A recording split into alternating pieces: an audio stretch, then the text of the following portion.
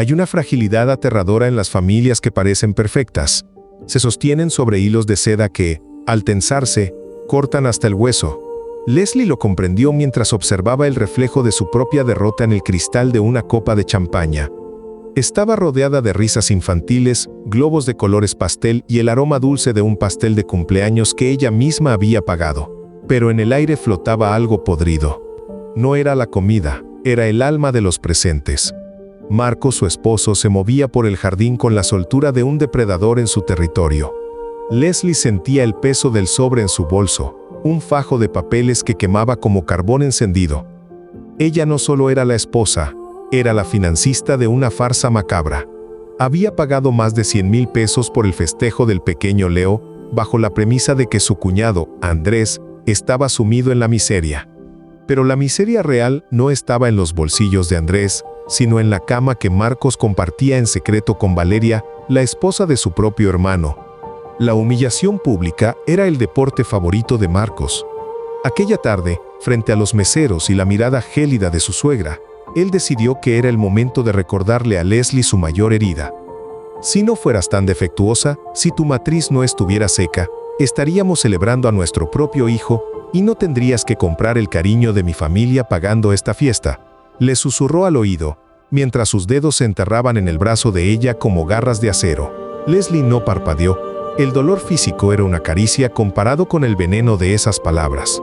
Durante 3 años, Marcos la había sometido a un calvario médico, inyecciones hormonales que le alteraban el juicio, tratamientos invasivos que le robaban el sueño y la dignidad, todo para arreglar una esterilidad que nunca fue suya. Marcos sabía que era fértil.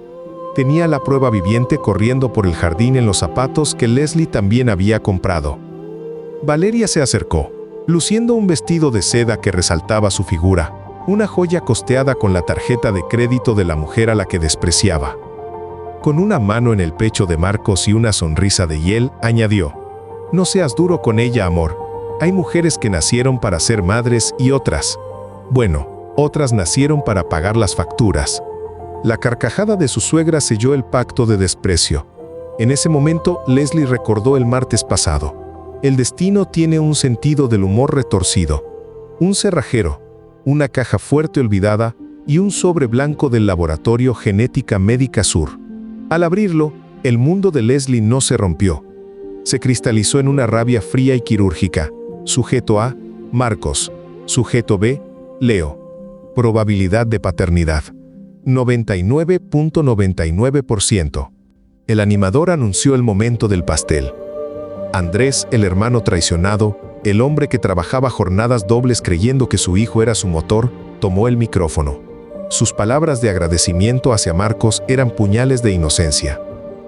«Eres como un segundo padre para Leo», dijo con la voz rota de emoción. Fue entonces cuando el silencio de Leslie terminó. Caminó hacia el centro del jardín, su figura recortada contra el sol de la tarde que empezaba a morir. «De hecho, Andrés es el primero», sentenció Leslie. El micrófono amplificó su voz, convirtiéndola en un trueno que detuvo el tiempo. El caos que siguió no fue inmediato. Hubo un segundo de vacío absoluto donde los invitados dejaron de respirar. Marcos trató de arrebatarle el micrófono, llamándola borracha, ordenándole que se fuera a casa. Pero Leslie ya no tenía casa, solo tenía la verdad. «Hoy celebramos la fertilidad de Valeria y la generosidad de mi esposo, que se han encargado de que yo mantenga al hijo que procrearon a espaldas de todos», gritó, mientras sacaba las copias del examen de ADN. Los papeles volaron.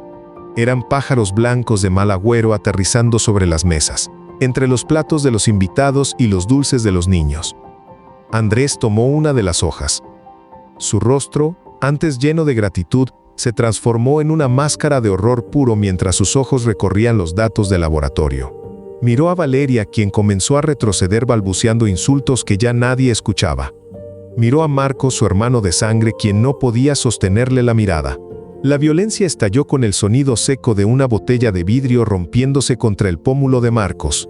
El jardín, diseñado para la alegría infantil, se convirtió en una arena de gladiadores.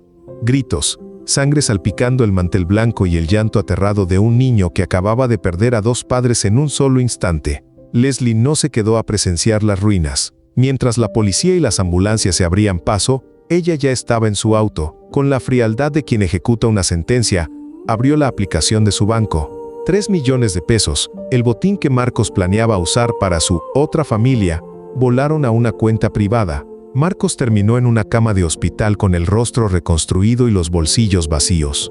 Valeria huyó, llevándose al niño hacia una vida de incertidumbre.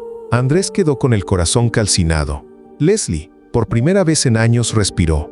La cruda realidad es que, a veces, para salvarse a uno mismo, hay que dejar que el mundo entero arda. En esta historia, Marcos personifica el narcisismo maligno.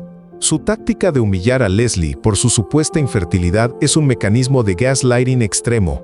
Convencer a la víctima de que ella es el problema para evitar que descubra la estafa. Utilizó la biología como un arma de control, sometiéndola a torturas médicas innecesarias solo para salvaguardar su ego y su secreto. Valeria, por su parte, exhibe un trastorno de personalidad parasitaria. No solo traiciona el vínculo sagrado con su esposo, sino que disfruta de la humillación de la mujer que provee su estilo de vida. Es una psicopatía social donde el placer deriva de sentirse superior a quien la beneficia. Finalmente, Leslie transita de una posición de víctima pasiva a una de justiciera fría. Su comportamiento no nace de un impulso emocional, sino de una desvinculación afectiva tras años de abuso.